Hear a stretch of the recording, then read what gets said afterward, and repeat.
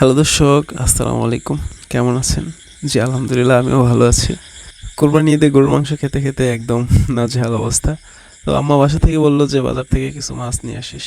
বাজারে গেলাম, গিয়ে এই কার্প মাছগুলো পেলাম। এখানে একটা অবশ্যই আরও আছে কাগজের মধ্যে। তো একটা মাছ অনেক জীবিত দেখে আমার এক বালতির মধ্যে রাখলাম। রেখে দেখলাম যে সে কতটা জীবিত আছে, পানিতে ছেড়ে দিলে সুস্থ থাকবে কিনা না মারা যাবে। তো তাকে মোটামুটি বেশ কিছুক্ষণ রাখলাম এভাবেই বালতির মধ্যে। বিকেলবেলা আসরের নামাজের পরে মাছগুলো কিনেছিলাম। তো রাতের 10টা 11টা পর্যন্ত এখনও এইভাবেই আছে। তো ভাবলাম যে এখন তাকে ধরে আমার যে পুকুর আছে পুকুরে ছেড়ে দিব। একটু অবস্থা খারাপ হয়ে গেছে, দুর্বল হয়ে গেছে, অনেকক্ষণ হয়তো ইয়েতে ছিল, পানি ছাড়া ছিল না, কাগজের মধ্যে ছিল। তো এই হচ্ছে অবস্থা। ফাইনালি এখন অনেক রাত হয়ে গেছে।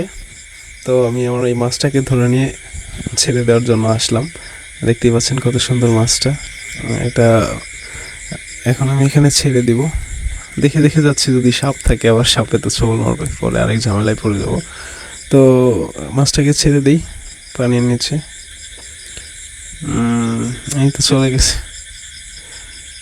কিন্তু দুঃখের ব্যাপার হচ্ছে মাছটা এখানে অনেকক্ষণ ধরে আমি ইয়ে করতেছিলাম, এখানে অনেকক্ষণ ধরে ছিল, যাচ্ছিল না ভিতরের দিকে। আমি চিন্তা করতেছিলাম যে এটা মারাই যায় কিনা, নাকি কোনো কিছুতে খেয়ে ফেলে।